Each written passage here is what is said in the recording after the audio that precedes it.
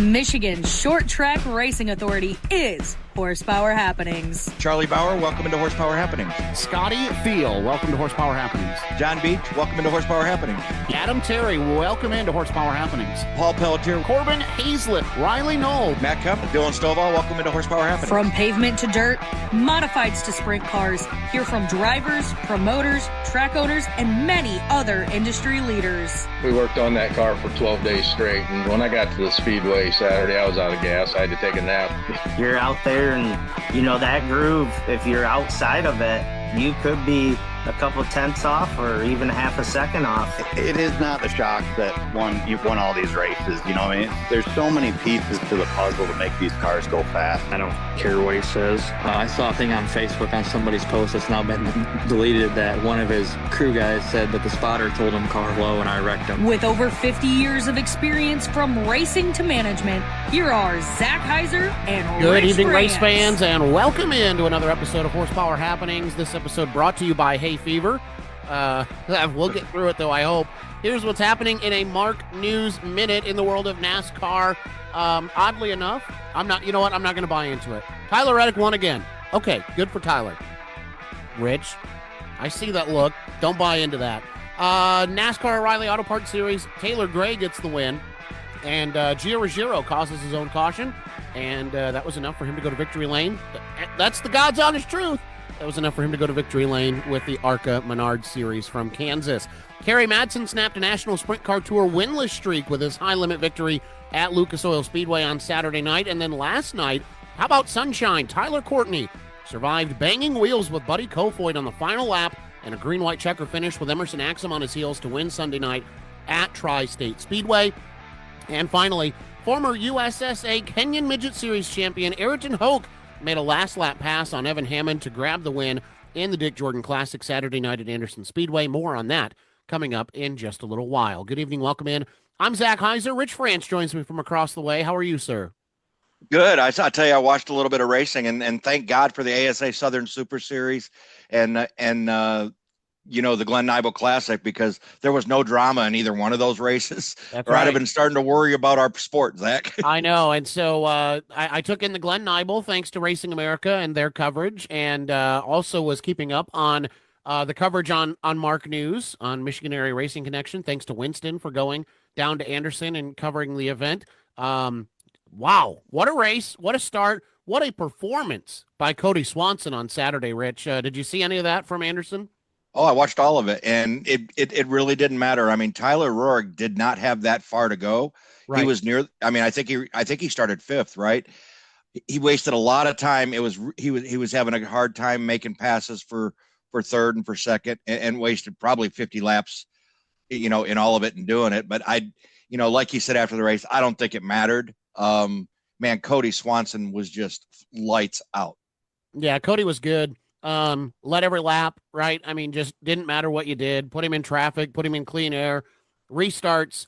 Cody was going to win that race unless something happened. So good job to Cody. Kind of fell into the Glen Nibel recap there, but Rich, we got to start with a couple of sad notes here on today's show. This one just breaking about 20 minutes ago. Natalie Klemko, who was big in the non-wing ranks up in the upper Midwest, up in the Wisconsin area, and then gave up the driving career to go full-time on the road with Bill Baylog.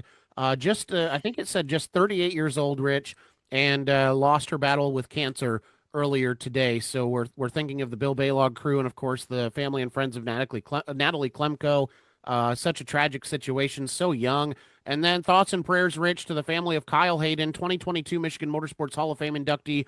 Fast Eddie Hayden passed away on Saturday. So a rough weekend, rough day today, Rich.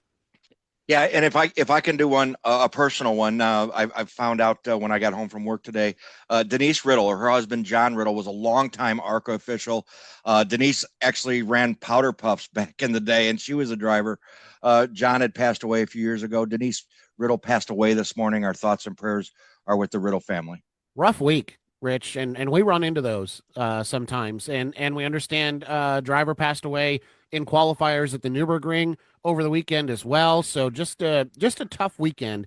And so, man, thoughts and prayers to the family. But let's get back into the motorsport side of things. That's what everyone would want us to do. Let's keep covering what's happening in the world of motorsports here around our region. Is it the earliest that a race has ever been canceled due to weather? I don't know, but Mount Pleasant Speedway announced about an hour ago, Rich, that their season opener on Friday will not be on Friday. It has been postponed to May 1st. Well, if it has anything to do with the golf course that I was on yesterday, I don't blame them at all. Yeah. There's a lot of water up here, Zach, everywhere. And I mean, obviously we've heard all the horror stories, everything's going on up by Traverse City and up north. And, man, we've just, the last couple of weeks, it hasn't been just spring rain. It has been heavy rainstorm after heavy rainstorm after heavy rainstorm. And, yeah, I mean, I don't expect, I expect maybe we'll get it, even though we're going to have some good weather this weekend, for some racing. You got to be able to get it dried out if you want to race. Friday, I hate to say this already in the show, Friday doesn't look great, depending on where you're trying to go. And then you have to worry about Saturday. As you're saying, as wet as it has been in the state of Michigan, if we get dumped on Friday, there's just nowhere for that water to go right now, Rich. So what is that going to do for the Saturday racetracks? And, of course, we're talking about the dirt tracks. The pavement tracks will probably be okay on Saturday if they've got stones or something in the pits that'll keep it from getting muddy. But these dirt tracks are in trouble, I think, for this weekend. Yeah, I told somebody in the office today, I said, welcome to fall. Summer was last week. Yeah, no kidding. Storms in the 70s, almost 80 degrees last week, and then barely 50 degrees today. So, but it looks like we're going to turn the corner a little bit with the temps this week. So maybe that'll help dry things out. Temperatures will be up for a few days, so we'll just have to see what Friday brings us through the mid-Michigan area. I want to give a shout-out to our buddy Matt Kemp, friend of the program. I consider him a friend as well. Made the jump, Rich, and this is always a tough decision, especially when you're in his situation where you're just trying to string some starts together in the ARCA Menard Series. Was eyeballing an ARCA East campaign for a championship potential bid and didn't get the funding that they were looking for. But then all of a sudden, Rich, we find out last week, gets an offer to take over the number 19 from Maples Motorsports and makes his debut on Saturday at Kansas Speedway. No practice. It was Saturday or Friday. Anyhow, no practice, no testing, and top 15, Rich. What a performance for Matt in the first time ever in that ride. Yeah, and he has done good on the limited rides that he's had. Got himself a top 5 finish at Flat Rock and was very fast. Man, he just needs a chance. You know what I mean? I think he's proven everything he can in the dwarf cars. In the MCR dwarf cars, he's won about every track that they've gone to. I really hope he does well. He'll start to get the hang of it. He'll learn his new team, and once they get comfortable with each other, I think Matt's going to be in real good shape. And also another connection to this, and I'm trying to verify it because I don't want to mess up her name. But crew chief on that car, there it is, McKenna Long, who of course spent a lot of time at Kalamazoo as a driver, and she's the crew chief on that ride. So there's a Michigan connection there. Yeah, why not? If you want to be comfortable and you got to go on the road, have have somebody and you can kind of bounce things off of that. We've talked to a lot of drivers. I mean, the driver crew chief is a vital relationship in racing, as much as a marriage is if you talk to some of them. Well, that's right. And that's kind of what it ends up being like for some of them, too. So, Rich, before we get to the weekend results, I want to cover these two things at the bottom. They're kind of out of order.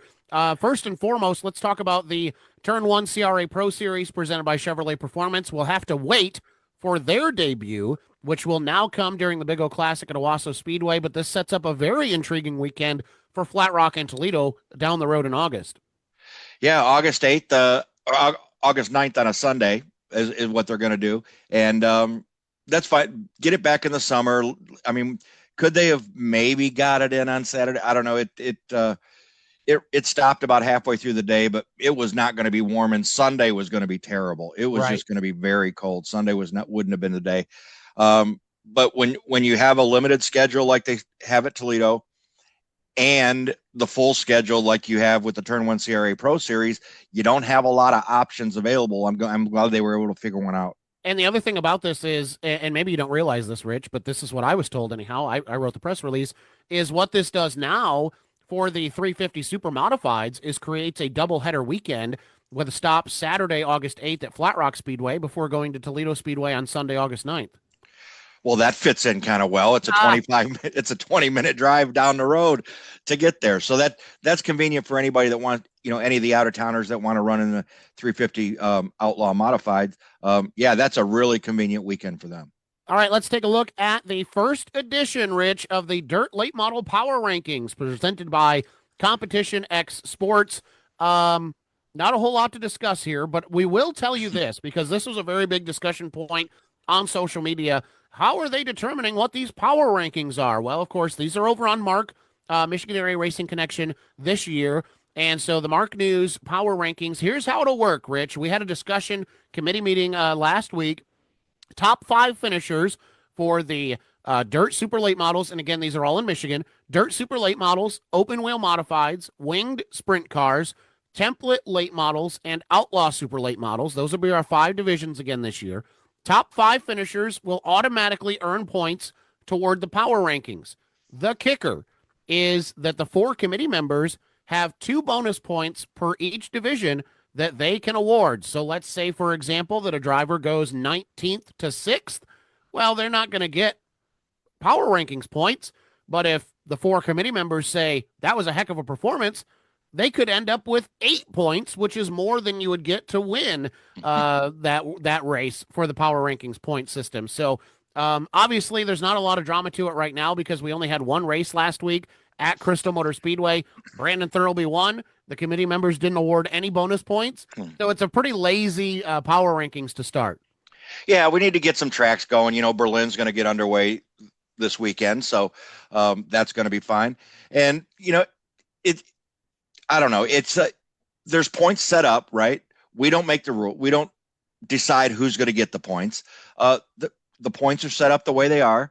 The drivers decide who gets the points. They have to race their way in. So all we do is the math and add it up and let everybody know where everybody's at. That's right. And let us know, right? If you don't like how we're doing it, I mean, come on, let's have the conversation in the comments section. That's what it's all about. Who are we missing? Zach, let's put it out there like we did last year and the last couple of years. This is for fun. This is not. Yeah. Nah, there's a $25,000 grand prize on the line. Yeah, sure there is. Not. So this is fun. And thank you to, by the way, Competition X Sports, Rich. This is a very cool company. 1/64th and 1/24th scale dirt late model and dirt modified die cast. So if you are a fan of collectible die casts, they can hook you up. If you are a dirt late model or dirt modified team who thinks I could sell some die casts of my car, get a hold of Competition X Sports and they will get you taken care of. Great program. And let Matt know that you're headed that way thanks to us. Okay, Rich, quickly, winners from the weekend. This is your segment. Yep. We'll start on Friday at Kalamazoo Speedway, and not a giant surprise, right? It was a surprise that he didn't run away with it. Tyler Roahrig picks up his 6th. Was he walking the dog? No, from what our interview that I saw after the race, that was pretty much all he had. Mark Shook was giving him a run. Mark wasn't giving up. Mark Shook was fast qualifier, had a little tougher way to get through, but kind of got hung up there a little bit when Tyler got out front. But then once he got up there, Mark Shook was a fast race car, just couldn't make any ground on Tyler Roahrig. Like I said, his 6th Intimidator 100 victory. And then in the street stocks, Jeffrey Town got by Brock Gannis late to pick up the 30-lap A feature street stock win. And then in front wheel drive, 25-lap A feature, we're already starting calling this young man's name already. Matthew Elsey Jr. picks up the win. Yeah, good job by them. And let's move to Attica Raceway Park on Friday night. Dirt car UMP late models. How about Mike Vandermark Jr.? Again, back to the power rankings. That's why it's only for races held in Michigan. That's why he's not on them, because if they weren't, he would be.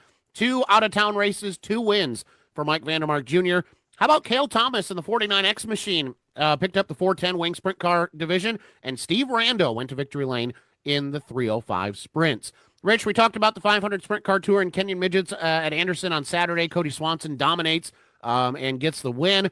Late models, our friend Caston Everidge. How about this? Very cool. First ever win at Anderson Speedway. And I mean, a green to checker race. What a way for Caston to get his win. So does it count the same because Jeff Markham wasn't there? Oh, come on. Come No. on. Yes, How many it races? does. How many races Jeff Markham won at Anderson? Almost most of them, right? Too many.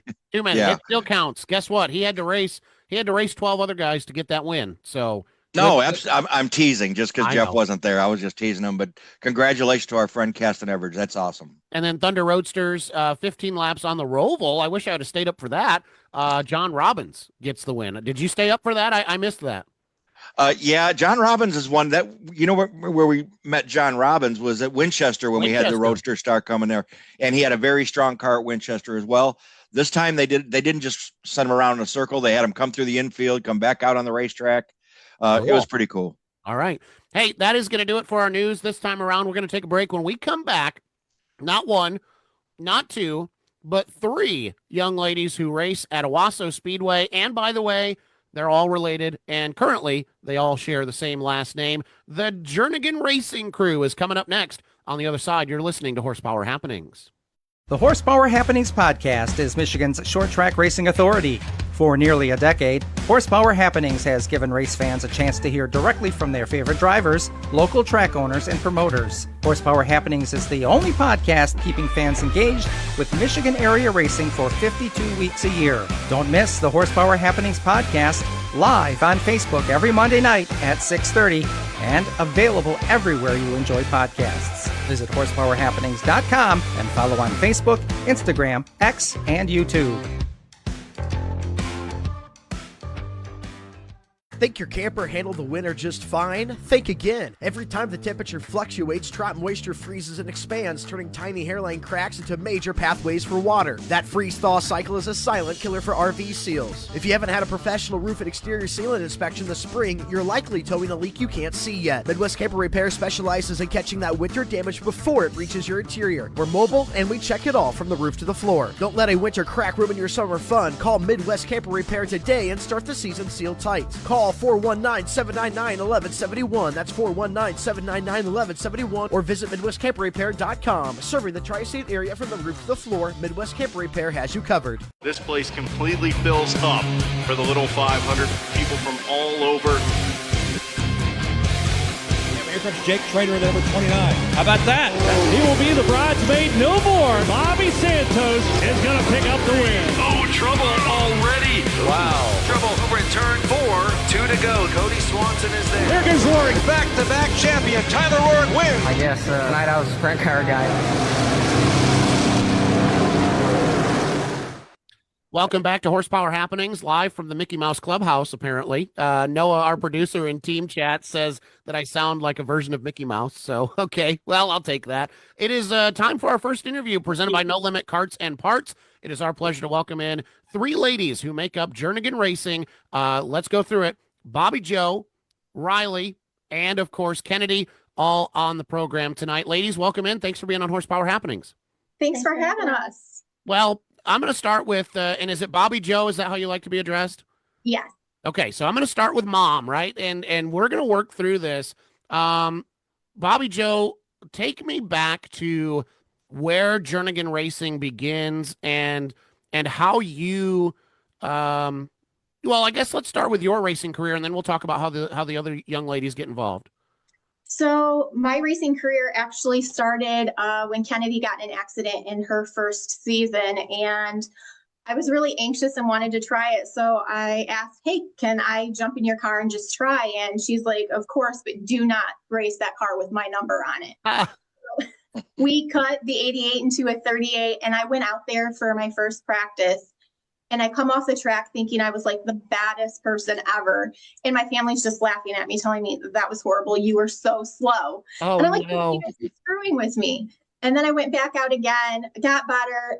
And I come off and I'm like, this is crazy. I can't believe we allowed our kid to do this. Like, what were we thinking? And I was like, I'm not interested. And we parked the car for a couple weeks, and I got the bug and said, let's try one more time. And something just clicked for me that time. I got in the car and I absolutely fell in love and been hooked ever since. Do you have any idea what changed? Not a clue. I think I just got more comfortable with myself and knew what I was capable of behind the wheel. So I think that was what the adjustment was for me. So after you get comfortable, and again, I'm going to struggle to keep all of this straight. So you said this was after Riley got in an accident? Kennedy. Okay, so after Kennedy gets in an accident. So you have a daughter who gets in an accident and gets taken out of the car. You jump in, think this is nuts that you're letting your daughters do this. When you get comfortable and you start to pick up some speed, does that change your opinion on letting your daughters get back behind the wheel?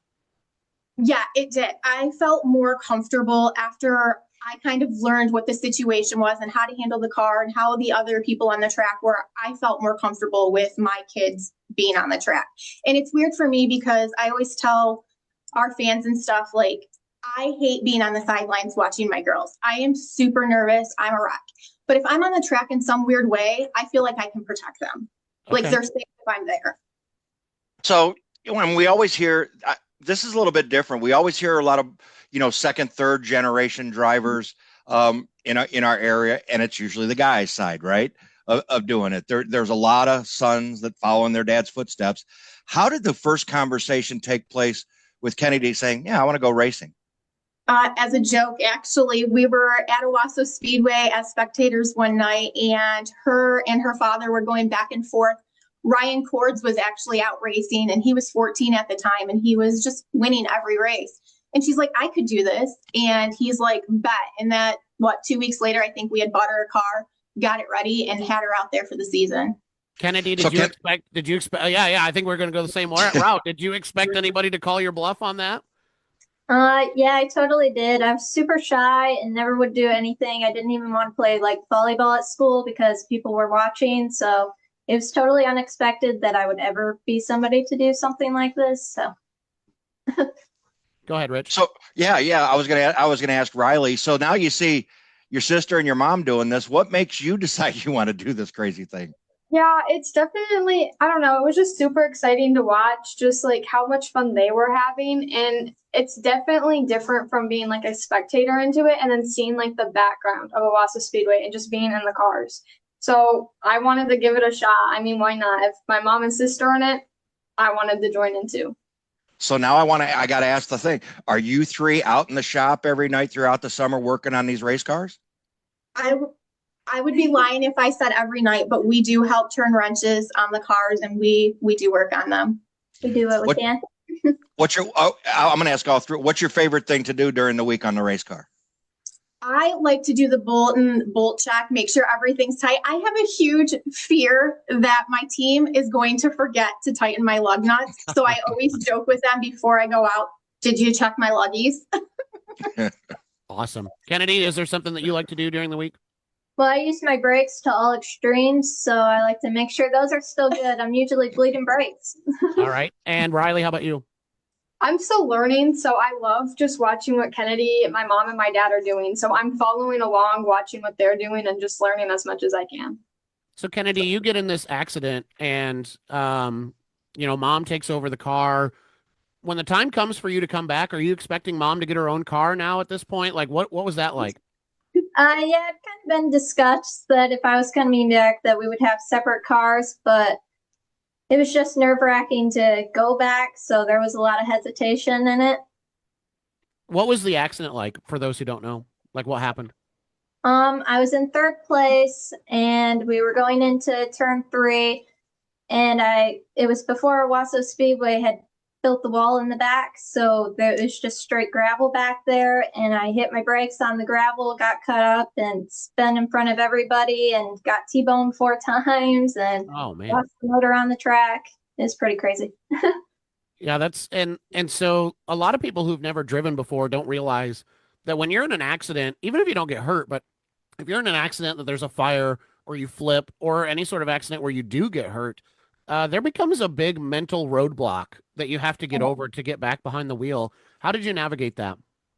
It took a long time. I thought I was going to be okay because after the accident, I was okay. I was laughing afterwards. I was all good. And then we got a car. I was back the next week. I set fast time. And it wasn't until I went out for the races that I got nervous again, seeing everybody, how close we were and going that fast. And then I just kind of took about a year off and gave myself some time and practice. Bobby Joe, how do you compartmentalize this, because I know if I had a couple of little boys that were doing it and I was out there doing it, I'd be concerned that they're all right. And how do you do that so you can still be good at what you're doing and still be concerned about what they do? For me, I know that at any moment something could happen. So like, I don't block that out. I know that's a reality. So that's always in the forefront of my mind. But I know that my girls are smart. I know that we have given them all of the safety gear that they need. And the equipment has proved to us time and time again, it's going to do what it needs to do to keep them safe. So having confidence in that really helps me. And again, me being on the track and being close to them, if I'm down there, I know I can get to them if I need to, if there's ever an accident, versus me being on the outside fence and being stuck and not being allowed down there. Now I want to ask another thing. I want to change directions a little bit, and I'm going to bring up social media. Right, you guys are huge in social media, right? It's not a secret. That's why we wanted to have you on the show. That's really a big thing in racing today. That, in past generations there was no social media, there wasn't any internet. How I guess explain how you guys are taking advantage of that. We are taking a huge advantage with the social media aspect of it, because we know that the more people we can get in front of, the more opportunities will become available to us. And it's also a great opportunity for us to push out our sponsors and all the events that we're doing with them. And it gives them a good return on their investments as well. So they're getting more than just a logo slapped on the car. They're seeing us at events. We're engaging with their fans, their customers, and we're pushing back out for them. So I think it's huge, and we take every opportunity that we can with our social media platforms. I'm going to correct Rich a little bit and say that the social media is not the only reason that we wanted to have you on the show. Obviously, we like to get good reach from our guests, but we have people on who aren't on social media at all. And Rich brought up today, he goes, now, wait a minute. You always said that in order for us to have a guest on Horsepower Happenings, they have to have a feature win. And I said, well, do your research. Bobby Joe does have a B feature win from last year, and it was it was an impressive win too. Hard charger, I think, for that event for you, Bobby Joe. Take me back to that B feature back on July 5th. I'm glad that you thought it was a great race. It was really frustrating for me because I'm used to being in the A class. So being in the B class was a little frustrating to me because I wasn't performing at the expectation that I had put on myself. However, I was in a new car and we had nothing but issues with that car from the jump. That night that I won those two races, the heat and the feature in that car, was the first time that car actually successfully completed a race. Really? So, yeah. How did that? Go ahead. Go ahead. No, go ahead. Well, I was just going to say, so like once you, I guess I was going to ask how you handle that, right? Like, so you're expecting to be in the A main. That's where you expect to be based on your performances. You don't make the cut line. You end up in the B feature. Start at the back. Start 15th. You and Owen cut through the field. I guess Owen was the hard charger that night. You were the second hard charger. By the end of the night, were you okay with that, given that you got a feature win, or were you still challenged by that? I was happy that I was able to pull off a win for my team and for my sponsors, because one of our sponsors, PFCU, actually happened to be there that night. So they got to come down and celebrate with us, which made everything perfect for me that night, being happy and everything. But for me, I was really disappointed in myself that I even though I gave it everything that I had, I was disappointed that I couldn't give more to be in the A and be where I know I'm capable of being. And now this is an instance where, and you knew I was going to bring this up, Kennedy made the A. So what was that like? I mean, do you guys rib each other at all about who outperforms who, Kennedy? Not typically. I mean, usually we're both in the A, and I knew she was having struggles with that car. I mean, sometimes I like to give Riley grief because she's the one who's not typically with us, but she's still new. and she's your little sister, so she's got it coming, right? Exactly. Rich, I know you got something. Go ahead. Yeah, no, I want to hear some more from Riley. I want to hear about her racing and what she's got going. So actually, this season was my first full season. It was a really good season. I learned a lot. However, I was struggling with knee problems that I was going through. So that was definitely a struggle learning how to navigate with that. But I think with that knee, I had a pretty successful season. I got Rookie of the Year. I had a heat race, and I was up with the front of the front of the cars every night. So lots of top fives. Yeah. That's do you awesome. guys thoroughly enjoy racing with each other or against each other? I do. I love racing with my girls. It's such a unique experience. Like you've said, there's mostly fathers and sons that are doing this. There's not very many moms and daughters. So I think it's unique that we get to be out there, and the fact that we get to do this as a family and celebrate the highs and lows together, I think is really huge. Yeah, I agree. I feel like we really are able to like push each other a lot, which helps, I feel like, all of us pretty equally. Yeah. I want to take a second to say thank you to our interview sponsor tonight. That, of course, is No Limit Karts and Parts. If you're ready to join the winner's circle in 2026, whether it be in a mini wedge or on the flat kart, maybe at Owasso Motorsports Park, start your season strong with No Limit Karts and Parts, your trusted source for everything go-karts and mini wedges, from expert chassis setup services to engine building and dyno tuning, plus a full inventory of complete chassis, parts, and tires. They've got you covered, and they've got what it takes to put you up front. Don't leave speed on the table. Call No Limit Karts and Parts 248-866-9109 and take your program to the next level. No Limit Karts and Parts, where winning starts. Riley, we saw an update posted by your mom. You talked about that knee, and we saw a few weeks ago that, you know what, you said to heck with it. We're going to go again. We're going to try to start the season on this thing. We know it's not 100% right, but we're going to be there for the season opening night. And then your mom posted an update today that your appointment did not go well today. Tell us where you're at and also where you're at kind of wrestling with this. Mentally, it's hard. It's really hard knowing something that you love is being taken away. It's a struggle overcoming that. But at the end of the day, there's not much I can do. I have to learn how to start with where I'm at and go through it. So if this means I have to get surgery sooner, then I have to get surgery sooner, but it only makes me push harder and hope that I can get back quicker this season.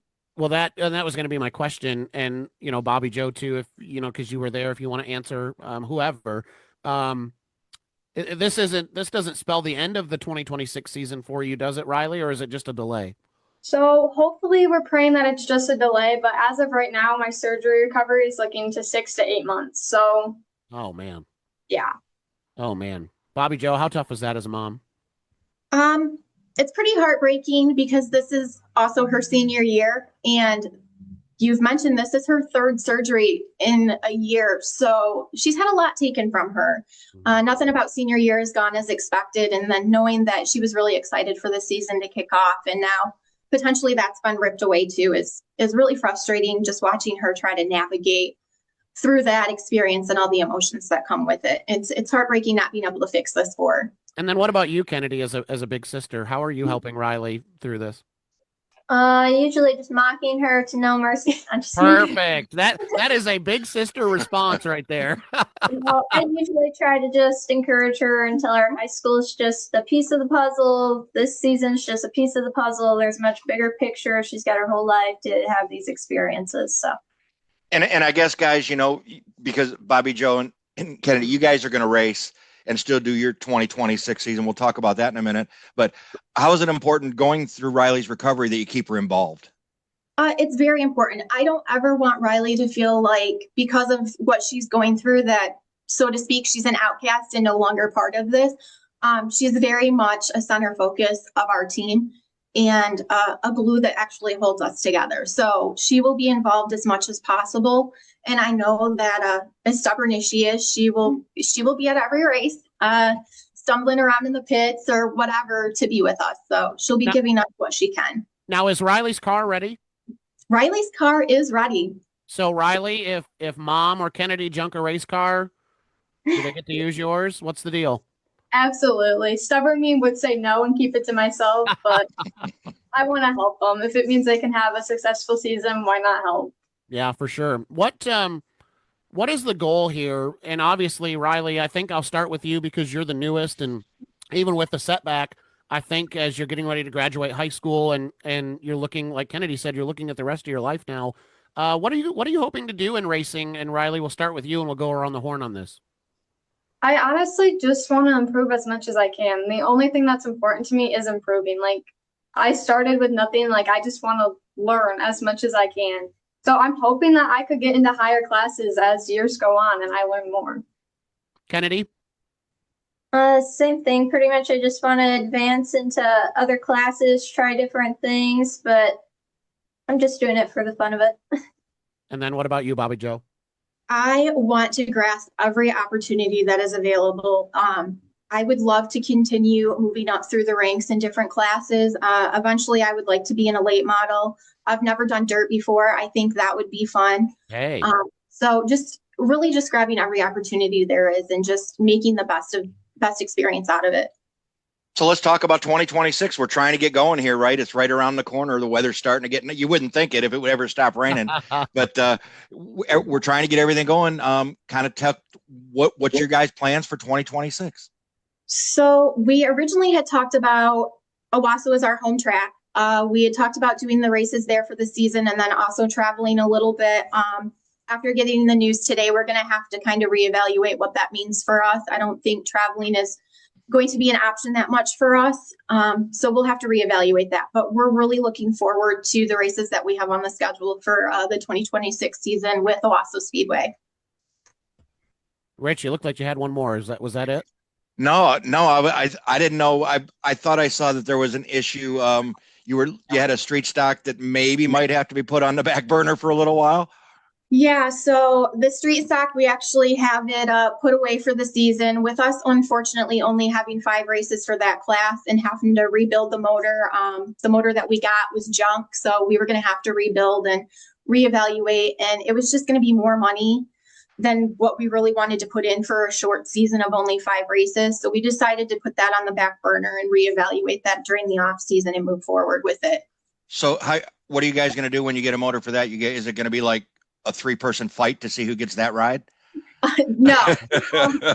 Essentially, to kick off, it'll be me, and we'll see how that progresses and where it goes. I'm open to, if either of the girls wanted to jump in it, have at it. Like, go for it, girls.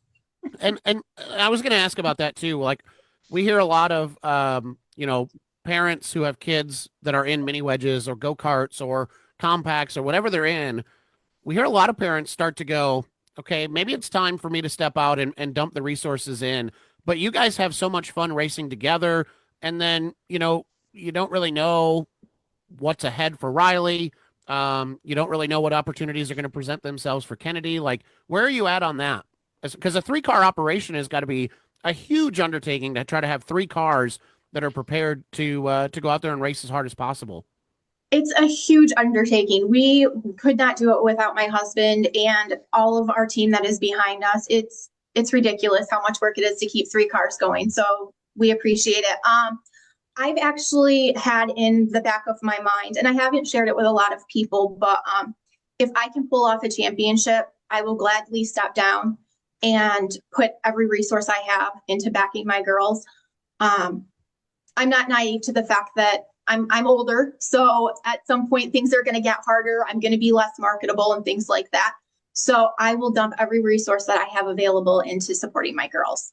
Kennedy, what about for you? Is racing with mom a big part of the experience, or would you be okay, with that situation? To begin with, it was expected that I was going to be the only one racing, but once my mom joined, it was like a whole different field. It became like just so much more, and it's just fun to have somebody out there. Even if you're having a bad night, you kind of still have that carrot to chase, and sure, you want to beat her, so it's more fun with her, but I would understand if she had to step down. All right, now Riley, we understand. I'm guessing that with this surgery you're going to be on crutches afterward. Is that fair? Yeah, unfortunately, yeah. So may I suggest that you become the Jernigan Racing Corrections Department, and if anybody's getting out of line, that's your job this year, all right? Perfect. That's what I figured. Rich, what do you got to close us out? To close, I wanted to give each one of these 3 a chance, and this may take a minute, right? Because we always do this with our drivers that are on the show.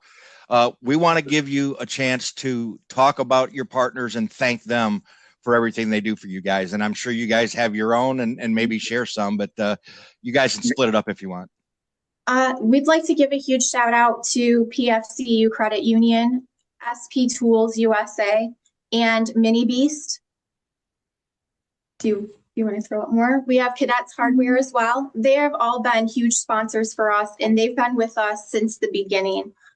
These are the people who will pick up a phone and call us and say, hey, how did it go? What do you need? Can we do more for you?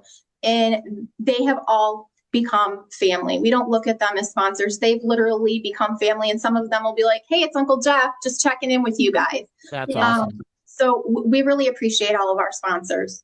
Now, where can folks follow along? Kennedy, I mean, I don't know who's running the social media side of things, but obviously we talked about Jernigan Racing. Are there other places like Facebook, Instagram, TikTok? Where can people follow along with what you guys are doing? Facebook, Instagram, TikTok. We're in the process of trying to get our YouTube channel set up and also trying to get a podcast up off the ground too. Oh, hey now wait a minute. We might need to talk about that because we love doing podcasts. So, ladies, thank you so much. Riley, good luck, girl. Man, I hate to hear that for you, but I love where your head's at. Keep your head there and keep leaning on your mom and on your sisters and Kennedy and Bobby Joe. Good luck this season. Thank you. All right, we'll take a break. When we come back, we test your racing knowledge with another edition of Gary Did You Know? That's coming up next on the Horsepower Happenings podcast. This place completely fills up for the little 500 people from all over. Here comes Jake Trader, the number 29. How about that? He will be the bridesmaid no more. Bobby Santos is going to pick up the win. Oh, trouble already. Wow. Trouble over at turn 4. 2 to go. Cody Swanson is there. Jernigan Racing back-to-back champion. Tyler Roahrig wins. I guess tonight I was a sprint car guy. Mark News is back. Michigan Area Racing Connection News keeps fans in the tri-state area up to date on national headlines, local results, regional news, and so much more. Home of the Horsepower Happenings podcast, 500 Sprintcast, Gridline Social, Job Bank, Fastlane Images, KG Media, and so much more. MarkNews.org is the one stop for any race fan who needs to know what's going on in the Michigan area. Plus, get the Mark News weekly newsletter sent right to your inbox, FREE free. Sign up today and learn more at marknews.org. Marknews.org, the Michigan Area Racing Connection. KG Media is your home for all things photography, race day social media, and more. Cody Dyer brings more than a decade of experience working with the top brands in short track racing. From individual photos to full race days, social media to PR, KG Media can make your race team, race track, or touring series stand out. For more information, go to marknews.org or visit KG Media on Facebook. The 4th annual Bob Finley Memorial is Saturday, May 9th at Owasso Speedway, featuring outlaw super late models racing for over $20,000 to win. Plus, each lap leader gets a bonus. Open wheel modifieds, trucks, and mini wedges are also in action. And race fans, it's autograph night. Get a chance to meet and get an autograph from the region's best drivers. Advanced tickets to the 4th annual Bob Finley Memorial are now on sale at OwassoSpeedway.com. The 4th annual Bob Finley Memorial, Saturday, May 9th at Owasso Speedway. The Horsepower Happenings podcast is Michigan's short track racing authority. For nearly a decade, Horsepower Happenings has given race fans a chance to hear directly from their favorite drivers, local track owners, and promoters. Horsepower Happenings is the only podcast keeping fans engaged with Michigan area racing for 52 weeks a year. Don't miss the Horsepower Happenings podcast live on Facebook every Monday night at 6:30 and available everywhere you enjoy podcasts. Visit horsepowerhappenings.com and follow on Facebook, Instagram, X, and YouTube.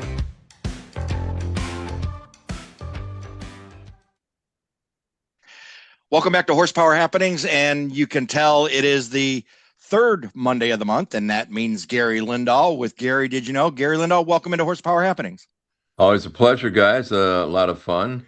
And we've been doing this for an awful long time now, so I kind of feel like a real part of the Horsepower Happenings crew nowadays. Well, we were going to see each other this weekend, but Mother Nature got in the way of that. And they put the Turn 1 Series Pro Series back to August. We're going to have to wait another couple weeks before we get to see each other. Well, that is true, and I was highly disappointed because I really wanted to see the Super Modifieds back at Toledo, obviously, along with the Turn 1 CRA Series. And but they're both coming back together, I guess, on August 9th, that Sunday, so that should be an awesome show, and everybody was looking forward to it. Mother Nature just would not cooperate with us, and I can tell you, I live 5 minutes from the track, and it was an ugly weekend, weather-wise. All right, well, let's go back to March. We're gonna give the answer reveal like we always do. I'm gonna quiz you. You're gonna give me the answers, and then we'll get into this month's quiz. Sound good? Sounds good to me.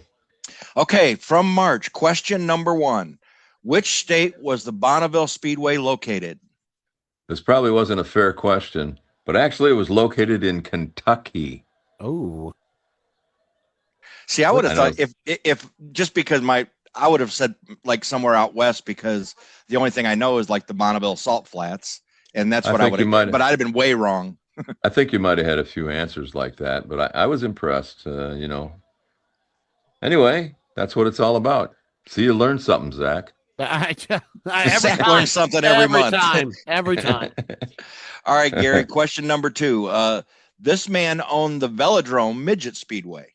And that was very popular back in the day, but that would have been Dutch Hurst, and it was in Muncie, Indiana. And there was a lot of that went on. Muncie, Indiana. And I seen, looking on Facebook, that somebody actually got that question right. Go ahead. No, that had to have been somebody that was good at Google. Or was that Jason? Did Jason get that? Is that who got that? It was on. Somebody answered it when you posted that? Gary. I bet it was Jason then. Yeah, I bet it was. All right, let's go to question number 3, Gary. What does IRC stand for? It stands for the Interstate Racing Circuit. And see, I don't know if that would have given anybody a clue. Yeah, that kind of euchred a few people. But then again, see how much gear you've saved. I think Brad got the last question right too. What was the answer to number 2? Dutch Hurst. Yeah, so Brad got that one right too. I want to make sure Brad Bergevin gets his comeuppance. So Brad got that. All right, sorry. All right. Question number 4 from March. Who is known as the Rankin Rocket? He was one of my favorite late model drivers, and the guy, open trailer, Burgundy number 32, and he raced everywhere. I mean, every big race there was, he raced, and it was a family operation. Great guy, and he was a great competitor, and that would have been Cliff Pulley. Hey, Brad Bergevin got that one too. I thought Brad would have. That's kind of right up in his area, so I would have thought he would have got that one pretty easy. Now, let me see here. Brad sent in some receipts, if you will. He sent like screenshots for Muncie Velodrome, auto races, super thrilling, Mighty Midget, Muncie Velodrome, Burlington Road, just west of the intersection. Rich, did you see this message come through our page here? No, I did not. Oh, Brad was all fired up. He's like, here's the screenshots if Gary wants to dispute it. He was all fired up. Well, there is no dispute. There is never a dispute. Whatever Gary says is right. Gary says. Listen. Exactly. There's no dispute about that. This isn't Brad Bergevin, did you know? Okay. No, it's not. No, not at all. This is Gary Lindahl's, did you know? Yes, it is. Which, by the way, is brought to you by Going Green Trophies and Awards. Al Lardy, a great friend of the program, great friend of all 3 of us here. Check him out up in Traverse City, but he can get you anything you need, anywhere you need it. Custom trophies and awards. Full color graphics for all occasions. Rich, you got your cup? Where's your cup, Rich? Not back in the office yet? No. Yeah, I know where it is. It's right with some things I have for our partner here. Yeah. Where's my koozies? We got some great stuff from Al Lardy, and you can too. If you need an award last minute, no problem. It doesn't have to be racing related either, right? Obviously, we've got the what do they call that when the little kids play baseball, t-ball and softball and all that stuff coming up for this summer. He can get you taken care of for that too. So check him out. Going Green Trophies and Awards on the web at ggtrophy.com or call 231-640-4432 for Al Lardy and Going Green Trophies and Awards. All right, Gary, April quiz, your turn, man. Question number 1 for this month. Question number 1, what is recognized as America's oldest traveling sprint car series? There's been a lot of them over the years. Yeah, I never heard of this one. Well, guess what? I mean, do they still race today? They do. Wow. They sure do. Then I've never heard of it. This might be a tough one. Go You ahead, never Gary. know. Question number 2. This one might be hard. It might be. Anyway, where was Stock Island Speedway located? And I'm not even going to give a hint to that. Nope. The hint's in the question. Sure is. There it is, there for you. Absolutely. There you go. And there's your sign. Okay. Okay. Question number 3. And you really had to be around this guy a lot to know what this answer would be. What was Charlie Ryan Jr.'s favorite saying at the track? I am 1 for 3. I knew this one. I tell you what, that saying is still very popular with some folks at the racetrack too. I would think so, but yeah. We had many beers over that, Charlie and I, and we were very good friends. And that's how I learned what this saying was for my many Pepsis with Gary and the conversations that we have. This came up multiple times. That's why this will forever be in my brain. There you go. I think Rich, this last question, I gave up Pepsi 40 years ago, guys. Okay, so it wasn't Pepsi. Yeah. Anyway, question number 4: who raced the Bongo 65? I think some people will get this. I would think so. But see, I always thought it cool that era. They named all the race cars in that era. I think it was really cool. I don't know why we don't do that anymore. What would you name Tyler Roahrig's outlaw car, Gary? Awesome. Just awesome. I mean, he's got everything dialed in. I mean, he does the shocks, he does this, he does that. And if you watch that car corner, I mean, he's into the corner farther than anybody, and he's on the hammer out of the corner sooner than anybody, and you're not going to beat him. He just does his homework, and that right there tells you all you need to know about how to win races, because there's a lot of people out there that have the same products and the same stuff that he has, but he just knows how to do it and how to do his homework. But Gary, let me ask you this. We're going to talk to Tyler in a minute. Is it the car or is it the young man holding the steering wheel? Because I have not seen, with what he does in a sprint car, a non-wing sprint car, in a Silver Crown car, and in an Outlaw Super Late model. Those are vastly different things. Well, it certainly does take a lot of talent too, you guys, and you're well aware of that. I mean, somebody, and you see it nowadays. Daddy can throw $1 million, throw it at a race car order like that, and if the young man or young lady, they don't have the talent, they ain't gonna make it. They just trash stuff and everything like that. But you got to remember, Tyler had a very good teacher in J.R. Roahrig. So he grew up in that environment, and JR always did his homework too, and JR was awful fast too. It's a good guy to drink beer with too. Those people, don't you, Gary? Yes, I do. Yeah, there ain't no doubt. Rich just shakes his head, but he knows that for a fact. Uh-huh. No, there's a common theme in every one of Gary's stories, and it usually has to do with Gary, somebody else, and 2 guys named Hops and Barley. Yes, exactly. Exactly. Yeah. Those guys, Hops and Barley, always seem to be at your place, don't they, Gary? Yes, they do. But think about it, though. I started out as a writer and as an announcer, and the best stories that you ever get to write about or to announce about are with people that you've had beers with. That's right. Well, speaking of, go ahead.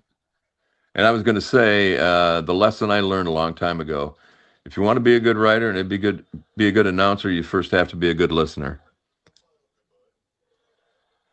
I'm just waiting to make sure there's not any more to listen to. You have exactly, but you have to listen to what people say. That's true.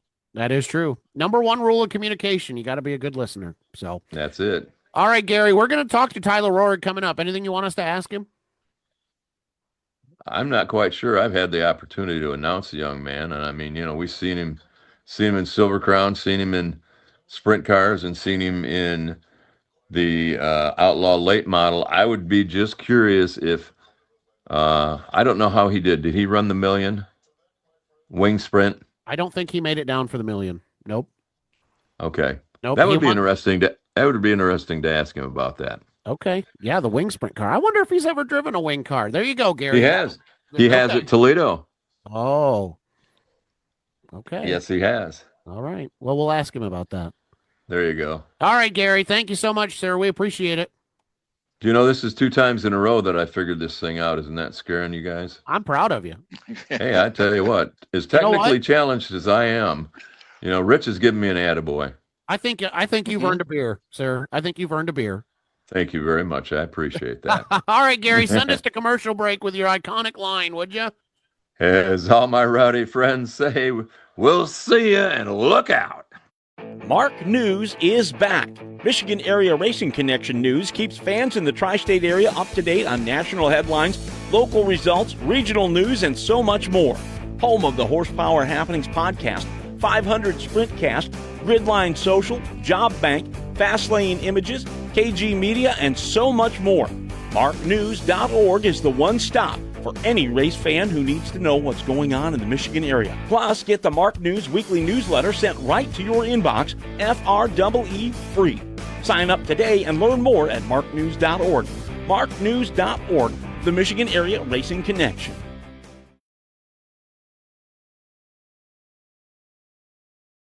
KG Media is your home for all things photography, race day social media, and more. Cody Dyer brings more than a decade of experience working with the top brands in short track racing.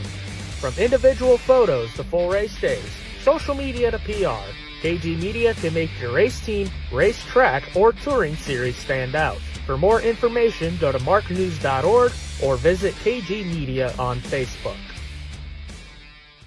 The 4th annual Bob Finley Memorial is Saturday, May 9th at Owasso Speedway, featuring outlaw super late models racing for over $20,000 to win. Plus, each lap leader gets a bonus. Open wheel modifieds, trucks, and mini wedges are also in action. And race fans, it's autograph night. Get a chance to meet and get an autograph from the region's best drivers. Advanced tickets to the 4th annual Bob Finley Memorial are now on sale at OwassoSpeedway.com. The 4th annual Bob Finley Memorial, Saturday, May 9th at Owasso Speedway.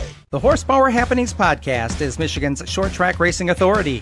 For nearly a decade, Horsepower Happenings has given race fans a chance to hear directly from their favorite drivers, local track owners, and promoters. Horsepower Happenings is the only podcast keeping fans engaged with Michigan area racing for 52 weeks a year. Don't miss the Horsepower Happenings podcast live on Facebook every Monday night at 6:30 and available everywhere you enjoy podcasts. Visit horsepowerhappenings.com and follow on Facebook, Instagram, X, and YouTube. Welcome back to the Horsepower Happenings podcast. It's our pleasure now to welcome in a driver who had a pretty good weekend, but I'm sure is disappointed because that's just how he is. From Plymouth, Indiana, I do believe still, right? Tyler Roahrig, welcome in. Hey, thanks for having me, Zach. Yeah, still here in Plymouth. Still rocking Plymouth, Indiana. You and Zane DeVault, I think, are the two drivers I know from Plymouth, Indiana. So, Yep. what a weekend for you, man! Outlaw Super Late Model on Friday in the Intimidator 100, and then Glen Nibel Classic on Saturday with the at Anderson Speedway with the 500 Sprint Car Tour. These are two big deal races, not only for you, but just in general. Kind of talk about the prep going into this, because it's not like they're just two Saturday night, Friday night shows that you're going to try to make work. These are two shows with stiff competition and a lot on the line. Talk about your prep. Yeah, for sure. A lot of prep, mostly because it was each the first race of the year for each respective car. So as you know, it was the springtime crunch trying to, get everything done and whatnot. And, yeah, so it was some late nights and everything, trying to get everything together. But we were able to practice both cars about a week before, so felt like that was a big help. And I felt like we took two pretty good cars to the track this weekend. How did you balance that, right? Because each car needs its own thing. Each car drives, I assume, considerably different. But I think we've talked about that before. So how did you balance your time and making sure that you had the cars ready? Yeah, it's hard for sure. Just trying to focus on each car as far as what I feel like each car is going to need after we practice, and just trying to decide what changes I want to make for each one and what I'm feeling for each one. That's tough to try and balance. To just make room in your head for for both cars throughout the week leading up to the race. So yeah, that's always a tough part, but I feel like I've been able to balance that a lot better just since I've done it more nowadays. Well, man, let's start with Friday, right? Beautiful night for racing out there. I was able to catch both races you were involved in this weekend, but so I'm going to start with Friday. Probably one of the weirdest things everybody said, Kalamazoo Speedway always has been famous for their big inverts. That wasn't a problem for you this time. Mark Shook was fast qualifier. You were still pretty fast, but it took you a while to get to the front because Phil started out with an awfully good race car. Yeah, he was quick for sure. I think we got into second, within the first like 15 laps or so. Just the start of the race kind of went my way, and the subsequent restarts, kind of went my way, and we find ourselves in second there, and I pretty much knew I wasn't just going to go up and drive around and pass Phil out in the open or anything. So I just kind of wanted to manage for as long as I could, and just wait for the right opportunity, which in my mind was going to be a restart, and just see what we had. And the first restart he got me, and I had to basically go back into the same kind of plan of management. And then the next restart, we were lucky to get a little bit of an edge, and then I think he unfortunately had a mechanical failure shortly thereafter. So, which is a bummer for him. He had a good car. What is the just real quick while you're talking about this, like, what keeps you from running him down? Like, I hear you say that, and I think, okay, so Tyler thinks if he could have got him on a restart, he had a good enough car to hold him off. But what keeps you from running him down under green flag conditions? Well, it's just it's like they say all the time. You see it on any race broadcast, a NASCAR race on Sunday. Catching them is one thing, and passing them is another. And maybe, I felt like there, through some of the longer green flag runs we had, there were times where I would catch up to Phil, and then there were times he would pull back away. So obviously, I didn't feel like I was just going to go up there and pass him. That to me, that wasn't realistic, which it's not going to be with most of the front runners. You know what I mean? Like you gotta make it happen, at the right time. And, so yeah, that was just kind of my thought there, going throughout the race. There's no sense in running qualifying laps every single lap when there was really no reward for doing that. And my background for that was, and then Rich, I know I'll let you go, I'm sorry, is I didn't know how dependent air is on these cars. Obviously, they're designed to take as much downforce as they can. But even like for me, dirt track, wing sprint car racing, the guy in second is at a real disadvantage until the leader gets into traffic when he finally has to deal with dirty air. Like, is that a factor at all on a bull ring Kalamazoo Speedway with these cars?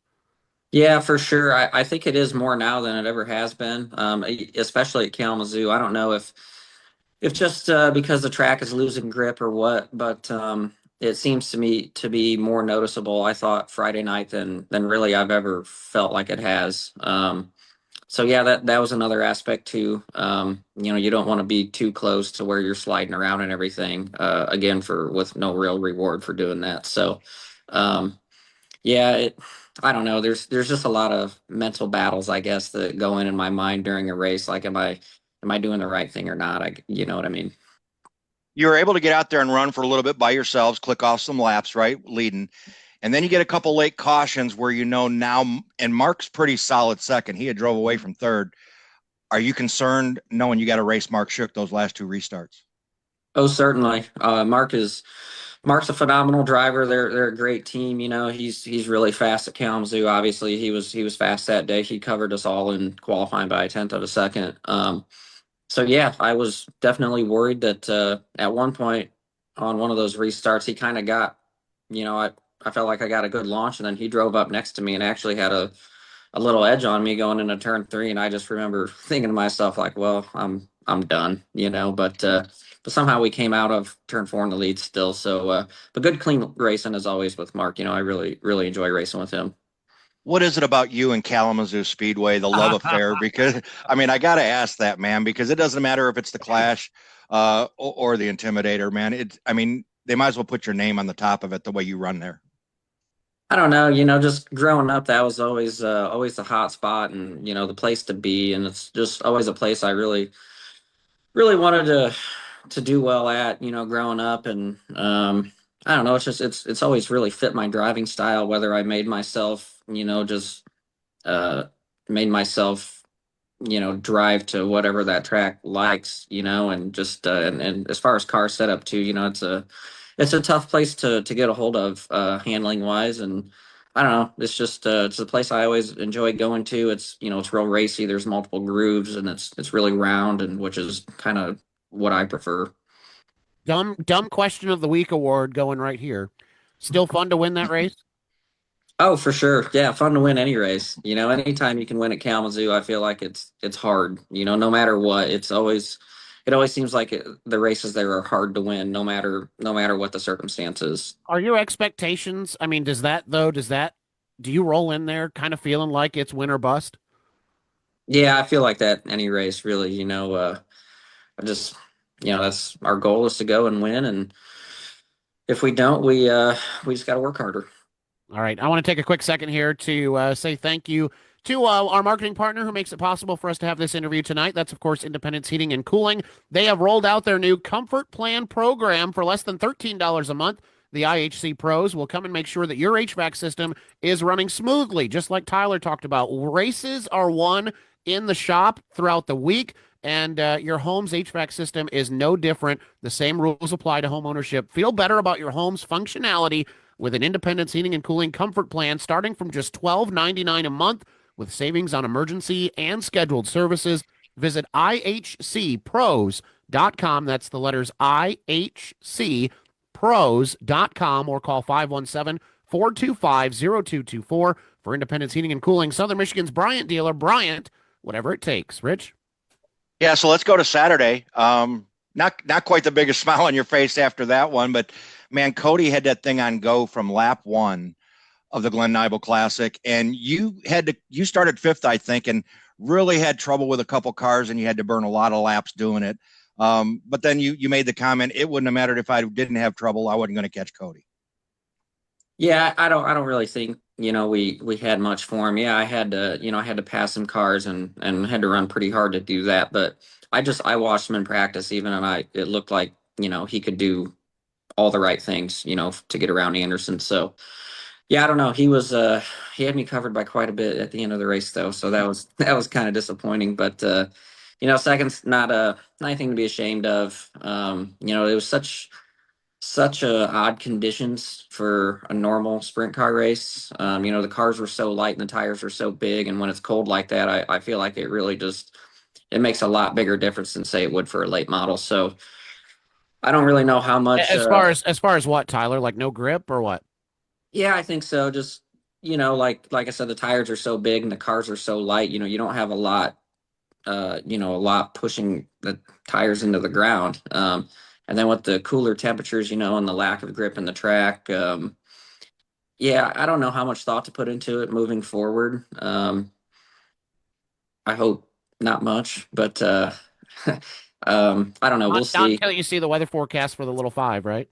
Yeah, I mean, obviously it's going to be warmer than for the usually, and I hope anyway. But there's a lot more rubber on the track, so I feel like it'll be a lot different. That's not to say that we still might not have to make changes. A caution came out late or two where he lost the whole 6-second lead that he had, and you restarted with him. When he starts driving away like that, are you kind of just in awe of how good he is, or are you sitting to yourself, man, we are not good right now? Well, I kind of knew before that. I was hanging on even before that. So, and when I got into, I think third, I could see Cody in front of me still, and then by the time that little sequence of a couple of yellows came out, I couldn't even see him anymore. So I knew he was pretty quick, and obviously I tried to run with him as much as I could, but it was pretty clear that he was the dominant car. Talk about this battle with Bishak, and I want to go at it from a different angle before we get into the real nuts and bolts of it. Is that car's different, right? The V6 underneath the hood of that car. With that knowledge, do you plan for that car differently based on how it's going to perform? Like, what are you expecting out of that machine when you get there? You mean Bettis in the V6? Oh, I'm I'm assuming. sorry. Yep. I'm sorry. Yeah, I got the two confused. Well, let me talk about Bishek first then, because that was the point that I wanted to make. Or we can do Bettis first, because you got to round him first. I don't know what I have a head cold. So yes, let's talk about Bettis. I'm sorry, I got them mixed up. Same question, because you did have to deal with Colton before you could go on to Bishek. Yeah, definitely racing with the V6 is a little different, I guess. I noticed it more with that car than I did like when Cody was in the Nolan number four. Like when he was in the Nolan four, it really, to me, it went down the straightaway just as fast as a 410. And I didn't feel like the way it raced was a whole lot different, at least from my standpoint as a competitor. But the 26 car, yeah, it was a little different. I felt like at the end of the straightaway we would really gain on them. And it kind of screwed my timing up there. I had to adjust for that after, about 2 laps. Because was Yeah, he that pulling was. you center out? Like, was that where his advantage was, do you think? Or I mean, what was your assessment? It's just, the way I guess either his car was handling or the way that motor drives. There's points where, I guess he would have more mile an hour on the track than me, and then it would flip Yeah. at another point. So I feel like it's 6 to 1, half a dozen to the other, really. Right.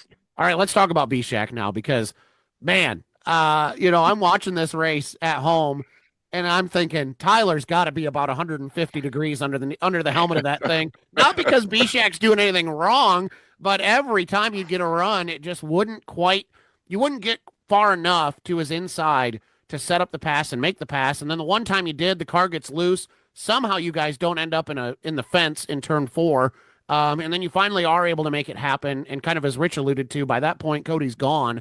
Just that battle and how you kept your head on straight, man, because that was a long time diamonding the corner, setting him up the same exact way, getting there, almost wrecking, and then having to do it again. How did you stay focused through all that? Yeah, I mean, he wasn't doing anything wrong, at that point. I'm trying not to make a mistake and run into him, which I ended up doing anyway. Just barely clipped his left rear. I kind of thought he was gonna be at a little different spot on the track when I drove under him, and I misjudged that a little, and I was trying to stay off of him, and I think that made it worse when I did just barely clipped his left rear. So didn't mean to do that by any means. Let him get back going, and then we went racing again after that. But I've known Derek and his dad for a long time, and they're great guys. So the last thing I want to do is something I'm going to regret.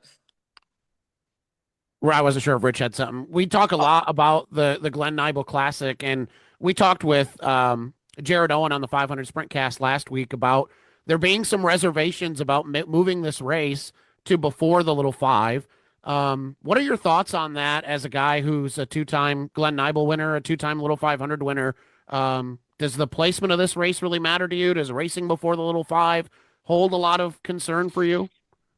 I mean, yes and no.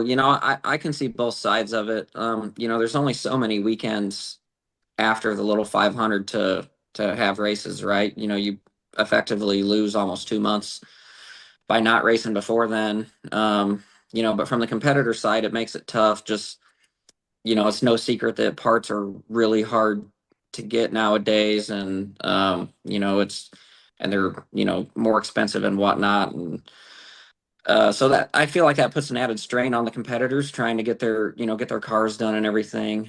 Because like I said, effectively the season's 2 months shorter, or the off season is 2 months shorter. So I can see both sides of it. I really am not a proponent either way. I guess I'll race whenever. Yeah, I was I gonna will say say, you seem like the guy who says, "All right, schedule's out. Here's what we're doing." yeah, I mean, I do try to run that race a little more cautiously. Just because the Little 500 is a little over a month away. So every year we talk to you, and I'm always concerned about how often you get to run the Outlaw, right? And it really depends on the 500 Sprint Car Tour schedule, right? Or your Silver Crown events that you're running. Because it seems like in recent years that's been your priority, and then the Outlaw gets whenever you want to go out and have some fun. Is that the same thing for this year? Yeah, I mean, I don't know. I kind of just want to go to whatever races look fun, and makes sense to go to, whether it's an outlaw race or an open wheel race. We're gonna go to Berlin on May 2nd with the Hammer Series, so always enjoy going there and racing with those guys. The benchmark outlaw races, I'm sure I'll be at. But my schedule kind of seems like it evolves through the year, just with how things are going. Last year we wanted to run the last 2 races at Owasso with the outlaw car, but we got in a wreck at Berlin, so that didn't happen, and we went to Anderson instead and ran the Tony Elliott Classic. So, like I said, it just kind of depends how things are going. We'll plan a few weeks out at a time. I wanted to ask you, going back to Anderson real quick, and actually this question comes from Noah Longyear, our producer. And you talk about parts, and you talk about this race being before the little 5 and how important that is. 3 laps in, Dakota Armstrong has a massive parts failure. Does that live in the back of your head for the next 97 laps? Well, I didn't know really what happened, or if he gotten or if there was contact, or 'cause, I couldn't quite see, but I mean, not really. I'm not super worried about a parts failure. I try to cycle stuff out and have new stuff on there, but that still doesn't mean that things can't break. I'm sure they're a professional race team, so I'm sure it's not like they're going to have anything old on their cars, But that was an unfortunate thing to see, really. That destroyed a really You were good car. behind him when that happened, didn't you? I think I was like maybe in 4th then, and he was in 2nd. Okay. The way the start shook out. But yeah, that was a bummer. I'm glad he's okay. Was that a white knuckle moment going into 3 when you see that happen? Yeah, certainly was. I didn't know where the other cars were going, or the tire and wheel. But yeah, luckily, no one else got collected. So we just had my partner Flat Rock in Toledo, Gary Lindahl, on the show for his segment this month, and Gary had a question for us to ask you and wanted to know how come not the Race for Million? He said, because we said we didn't see him down at Pensacola last week. Yeah, I was bummed not to go there. Me and my engine builder and friend Evan Jackson decided, we wanted to kind of go after that series and try to, but it just didn't work out. Waiting on various parts and just time. It's tough trying to run 4 different race teams, I guess, and still work. It just didn't happen, unfortunately. Like, I didn't bring the car home until Super Bowl Sunday, and it was a bare frame, so it just wasn't in the cards, unfortunately. So I can't wait till it is done. I think it'll be a nice car, and I'll definitely want to get it done and run some of those races. I don't know. I don't even know if we'll make a Wasso or not yet. Just once I start racing everything else, that just eats up a lot of my time. To be putting a new car together. So I don't know. We'll see. How do you balance that, really? I mean, this is probably one thing we've never really talked about as long as we've known each other, Tyler, with your business and the multiple race teams that you have, right? And the different kinds of racing. How do you balance that so you don't just drive yourself crazy or totally exhaust yourself? Well, I'm still trying to figure that out sometimes. I think it's hard, man. Like, I got some great supporters, sponsors, my friends and my crew at the track. They're a huge help. My dad, helps me in the shop a lot. My girlfriend's a huge help. It's just, I don't know. It's tough. I get stressed out. I was super stressed out before, I tested my outlaw car and my 56 car, just trying to get them done. Like, once they're done, it's like just the biggest relief ever. But yeah, it's a lot of work.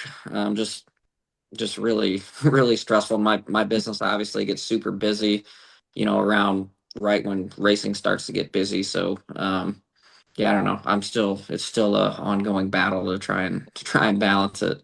I'd like to count these down. So we've got now the winged sprint car, right? The 500 sprint car, the outlaw, and the Silver Crown car. Or do we have 2 Silver Crown cars, dirt and pavement? Like, how many? When you said 4 teams, is it really 5? No, it's really 4. No dirt, Silver Crown for me. Okay, all right. Now, let us in, right? How many hands are actually touching these cars? Like, do you have some people who are helping you out, or what does the shop look like Monday through Thursday? Monday through Thursday, I got it's me and my dad just about every night. my girlfriend will help me in the shock room, and she'll help me with the cars and the truck and the trailer and making food and stuff, which is huge for me. Yeah. So Gotta have the fuel, man. Gotta have fuel. yeah, and the rest of my crew, they all got full-time jobs, so I can't, I can't really expect them to take all this time out of their lives to go to the racetrack and to come to the shop, so but anytime I need them, like if I need, tires mounted or if I'm in a jam, hey, can you come and size these tires up or anything like that, they're always right there. So I'm very very lucky in that regard, and they're all my best friends too, so that's that I'm fortunate to get to do all this with my friends. Rich had a question that he came up with that he said in all the years we've been doing this, we don't think we've ever asked you. And by the way, it occurred to me that we've been doing this for 9 seasons. I think you've been on my show every season that we've had it. So thank you for that. Wow. Why haven't I seen you blend both of these worlds, open wheel racing and outlaw late model racing and go modified racing? Why am I not seeing that happen with you, especially when we've got shows at Owasso and Berlin? Why aren't you doing that more? Wait a minute. I ran into him one night and I said he took a wrong turn at Kokomo. I remember that, right? I'm not talking about dirt modifieds. I mean, like the pavement modifieds, in my mind, so much power, outlaw super late model, wheel spin, 500 sprint car tour. It seems like that would be a good fit for you. And then, of course, they're going to Berlin this year and Owasso, 2 tracks that you've got a handle on. Is it just time or what is it? Yeah, just, I mean, scheduling conflicts. I got people ask me all the time to, if I'd run their car and stuff, but I always have another race. It seems like, I've ran maybe like 2 pavement modified races, I think, and I've ran more dirt modified races actually than I have on pavement. But I got a really great customer base with the pavement modified class, and yeah, I just it never works out. I've had a lot of guys ask me about driving their cars. I mean, some really good cars too, but unfortunately, I just I got other commitments. Is the desire there? Yeah, I mean, I suppose if I'm not doing any of my other cars, like it's not high on the priority though. Yeah, I mean, my main thing is like I want to race cars that I prepare. You know what I mean? Like I just love to race cars that I prepare. I seem to do better doing it that way. I think it's a mental thing I have instead of just showing up and driving for someone. So I have some reservations about driving for other people nowadays since I've gotten older. I don't know. It's like I said, it's just a priority thing. So not a bad way to start out the year. Could be a whole lot worse than a first and a second, right? So you got to have a smile on your face. Kind of tell us what you got coming up the next few weeks. So we have Berlin with Reveal the Hammer on May 2nd. We're gonna try to make a Owasso for the Finley race on the 9th. And then it is full on little 500 prep. I was gonna say when Rich asked that, I almost said little 500 prep. Rich, what are you talking about? Well, no, I knew there were a couple outlaw super late model races before then, so I'm kind of feeding him a little bit.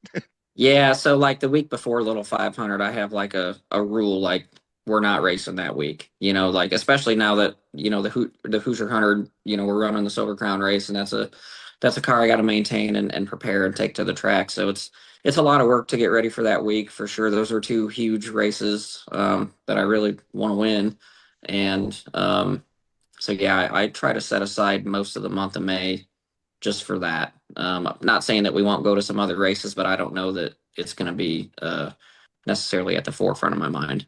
But the Bob Finley for 20K has got to look awfully attractive to you. Rich just wants you there because he wants to announce it. We're no, be there. I just know I just know he likes cool trophies and money. That's all. Yeah, it makes the world go round. Yeah, I don't know. We're planning on going. Obviously we got to get through Berlin first and a few other things, but I'd like to go back. Last time there we didn't do very well at all. So I need to redeem myself. Last thing to kind of meld our 2 worlds together. 500 Sprint Car Tour put out a great clip from Media Day. Cody Swanson's getting the boot just because he won't have a margarita with you. What the heck? Yeah, I guess. I don't know. Me and Bobby evidently had the same thought. Maybe we could have have a few drinks or something. I don't know. Maybe Cody would want to have some too, though. That's funny. We were just talking with Gary about having a couple of what we call Pepsis on the show, and 500 put that clip out that if you had to be stranded on the island and boot one of them, and then you guys both said Cody Swanson because Tyler and Bobby are going to have a couple drinks on the island. Yeah, maybe. Oh, that's great. And that's the relationship that you have with your competitors in the 500 Sprint Car Tour, which I think is great too. So, well, Tyler, man, good job this weekend. I know I was pulling for you to do the double just because I think it would be so sweet. Have you ever done the Outlaw and the 500 car in the same weekend? I have not. Lane? Yeah. I have not back-to-backed them. I've won one and finished second in the other like 3 or 4 times. So have not back-to-backed them in the same weekend. Do you have another opportunity this year? I don't have the schedules in front of me. I'm not sure. Okay. We'll look into that. Maybe. Who else could do, and there's nobody else in the field that could really do that. I don't think. One year, like Swanson won the Hoosier 100. He won the Silver Crown race at IRP. He won the Little 500. And he won some dirt sprint car race that Sunday. Won all 4 of them in 4 days. So that was, that's something that'll never be topped. All right. Noah in our chats is saying we need a Midwest crown jewel that takes like the Outlaw, the 500 Sprint Car Tour. I don't know. That Hoosier 100's right there with Silver Crown. All right. We'll see if we can put that together. Tyler Roahrig, appreciate you making time, man. Good job this weekend, and we're looking forward to seeing you again soon. Thanks, guys. Appreciate it. All right, we'll take a break and put a bow on this episode. Stay right there. We're coming right back. Mark News is back. Michigan Area Racing Connection News keeps fans in the tri-state area up to date on national headlines, local results, regional news, and so much more. Home of the Horsepower Happenings podcast, 500 Sprintcast, Gridline Social, Job Bank, Fastlane Images, KG Media, and so much more. MarkNews.org is the one stop for any race fan who needs to know what's going on in the Michigan area. Plus, get the Mark News weekly newsletter sent right to your inbox, FREE free. Sign up today and learn more at marknews.org. MarkNews.org, the Michigan Area Racing Connection. KG Media is your home for all things photography, race day social media, and more. Cody Dyer brings more than a decade of experience working with the top brands in short track racing. From individual photos to full race days, social media to PR, KG Media can make your race team, race track, or touring series stand out. For more information, go to marknews.org or visit KG Media on Facebook. The 4th annual Bob Finley Memorial is Saturday, May 9th at Owasso Speedway, featuring outlaw super late models racing for over $20,000 to win. Plus, each lap leader gets a bonus. Open wheel modifieds, trucks, and mini wedges are also in action. And race fans, it's autograph night. Get a chance to meet and get an autograph from the region's best drivers. Advance tickets to the 4th annual Bob Finley Memorial are now on sale at OwassoSpeedway.com. The 4th annual Bob Finley Memorial, Saturday, May 9th at Owasso Speedway. The Horsepower Happenings podcast is Michigan's short track racing authority. For nearly a decade, Horsepower Happenings has given race fans a chance to hear directly from their favorite drivers, local track owners, and promoters. Horsepower Happenings is the only podcast keeping fans engaged with Michigan area racing for 52 weeks a year. Don't miss the Horsepower Happenings podcast live on Facebook every Monday night at 6:30 and available everywhere you enjoy podcasts. Visit horsepowerhappenings.com and follow on Facebook, Instagram, X, and YouTube.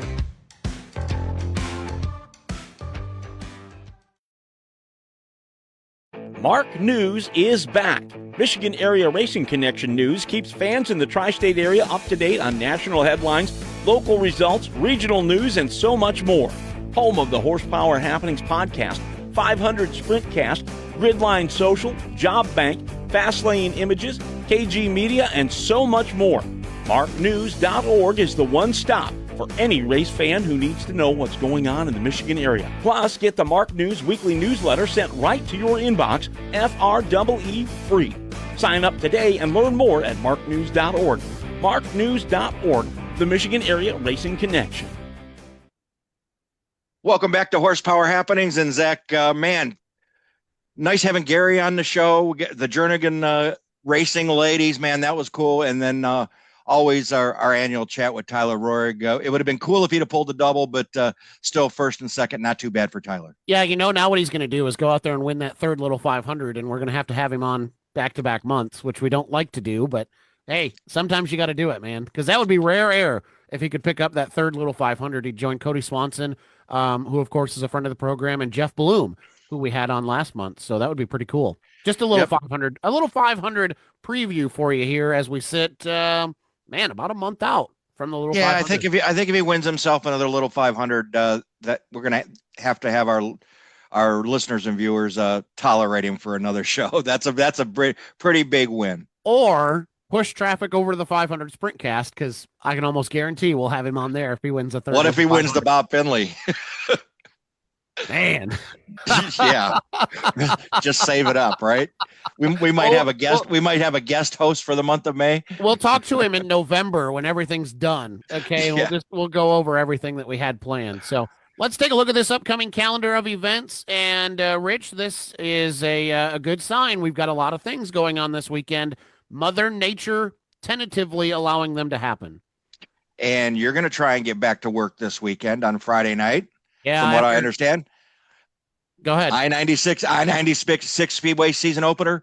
Great Lakes Super Sprints are going to open the season for I-96 Speedway, along with, hold your breath, UMP late models, IMCA modified, street stocks, compacts, and mini wedges, all under the same night. Hey, we love night at I-96. We love to open the night. We love to open the season, rather, at I-96 Speedway. It's always a good time, always a full house. So come on out. Make sure you're part of that. Gates at 5, hot laps around 7-ish, and racing scheduled to begin at 8 o'clock. Note that hot lap time because we qualify, of course, with the Great Lakes Sprint, so that might move a little bit. But gates at 5, racing at 8. Of course, $20 tickets. You can get advanced tickets online at i96speedway.com. Saturday, Rich, Berlin Raceway gets to work for the first time this year. I think they'll be okay because even if we get rain on Friday, that track will dry. Super late models, limited late models, 4 cylinders, and sportsmen all scheduled to be in action, and we will have coverage on the Michigan Area Racing Connection social media channels. We're going to send Jacob up to Berlin and see what's going on Saturday. And as far as I know, double features for all, like they usually do. Earlier start now. This is not a night. This is a May schedule, just like they do at Flat Rock. Gates are going to go open at 1:30, racing at 4 p.m. on Saturday at the Berlin Raceway for the Icebreaker.